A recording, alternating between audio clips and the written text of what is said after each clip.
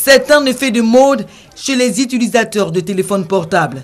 Ces habillages fantaisistes, appelés aussi coques de protection arrière, on en trouve sous différentes formes et modèles, comme celui-ci en forme de bouteille de parfum et celui-là en forme de nounours. Des plus classiques aux plus originaux, leur utilité est de protéger les smartphones contre la poussière, les rayures et autres dommages. Il y a plusieurs portables. Chaque portable a son fourreau. Les fourreaux sont beaucoup utiles. Les fourreaux sont bons pour le portable.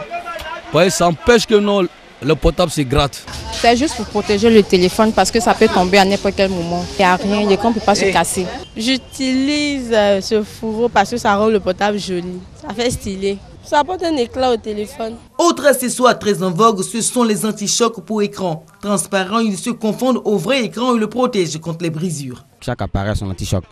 Chaque anti-choc a son prix.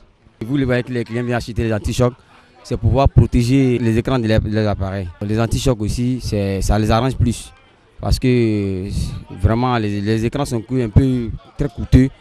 Souvent, il y a des écrans de 30 000, 40 000, 50 000, demain vont à 80 000. En cas d'un accident, tu peux perdre l'écran. Mais si l'anti-choc est là, ça casse l'anti-choc et tu viens, tu rechanges. Toutes nous les femmes qui sont un peu désordonnées, quand ça tombe comme ça se casse et puis ça fait plus de dépenses. Donc du coup, les anti-chocs sont moins chers et puis ça fait que le téléphone dure. La poussière et les chocs sont à l'origine des pannes que connaissent les smartphones. Utiliser des accessoires permet de garder le téléphone en bon état pendant longtemps.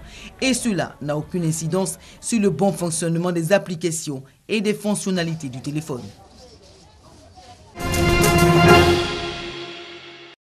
Handicap physique, moteur ou intellectuel, plusieurs enfants ivoiriens souffrent de ces malformations à la naissance pour certains et pour d'autres à l'issue d'une maladie chronique.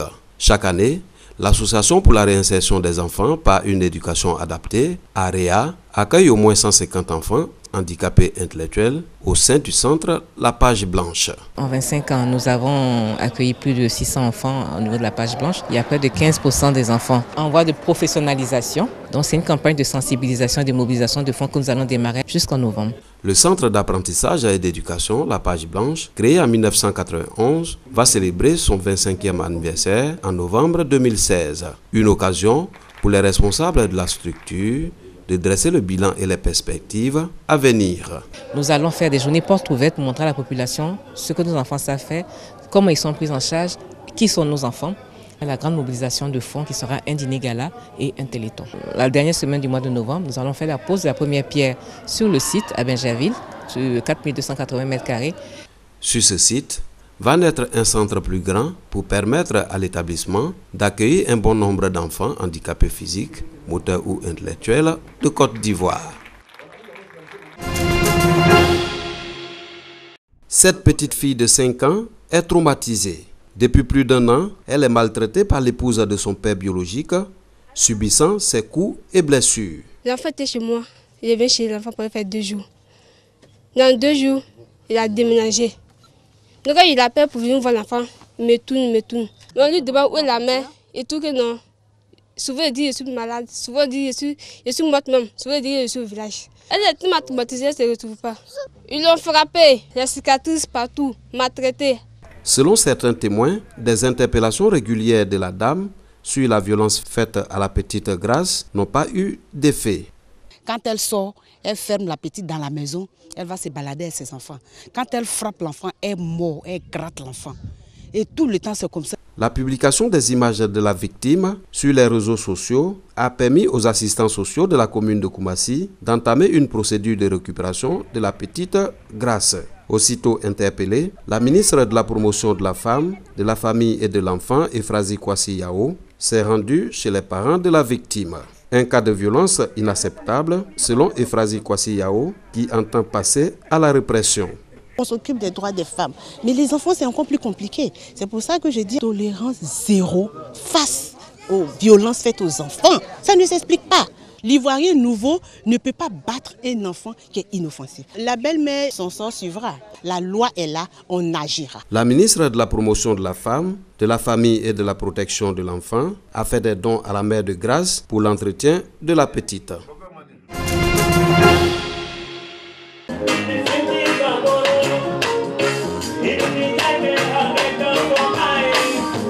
Il Il est de retour après avoir échappé à la mort en octobre dernier. Celui que les fans surnomment le Gangaba de Treichville n'a rien perdu de son talent. 90 minutes non-stop, 18 titres interprétés au grand bonheur du public venu le soutenir. Un show haut en couleur que les Boakois n'oublieront pas de sitôt. Ce concert de la Renaissance a été un succès à tout point de vue. Public discipliné, sécurité garantie par les forces de police et les sapeurs-pompiers militaires.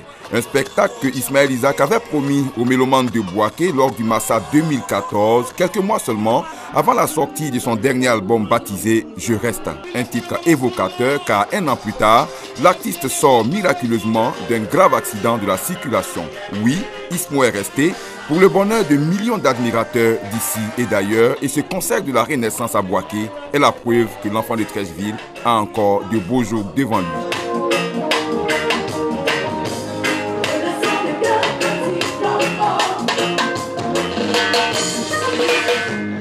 Plus qu'un simple concert, ce spectacle a été une véritable fête populaire et les jeunes de Bouaké n'ont pas boudé leur plaisir.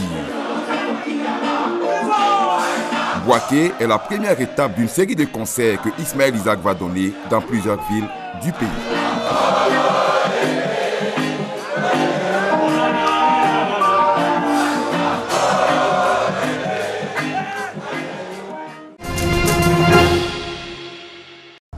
Mohamed vérifie que son harnais est bien accroché sous ce petit autobus. À la force de la mâchoire, cet Hercule palestinien de Gaza le tire ensuite sur plusieurs mètres. Une force hors norme, sous le regard ébahi de dizaines de passants. Ce genre de choses, on ne les voit que dans les médias étrangers. Mais ça montre la volonté et la force de notre peuple. Depuis tout petit, Mohamed s'amuse à tirer tout et n'importe quoi, suscitant l'admiration lors des kermesses d'école. Les vidéos de ses exploits ont été largement diffusées sur Internet et lui multiplie les défis. Et tout cela sans aucun entraînement professionnel.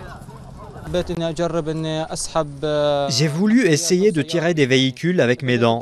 J'ai commencé avec des voitures, de plus en plus grosses, jusqu'à parvenir à tirer des bus. Encouragé par son père, il rêve maintenant d'entrer dans le Guinness des records et de participer à des compétitions internationales, mais son horizon paraît sérieusement limité. Gaza est sous blocus israélien depuis 10 ans, et Israël et l'Égypte n'autorisent que très rarement ses habitants à en sortir. Dans un autre pays, on ferait attention à ce type de talent. On l'encouragerait, on le soutiendrait. Mais malheureusement, je suis certain que beaucoup de nos responsables voient ce qu'ils réalisent. Mais ils ne bougent pas d'un pouce. Ses proches appellent désormais l'autorité palestinienne à l'aider à sortir de Gaza, pour qu'il puisse défendre à l'étranger les couleurs de la Palestine.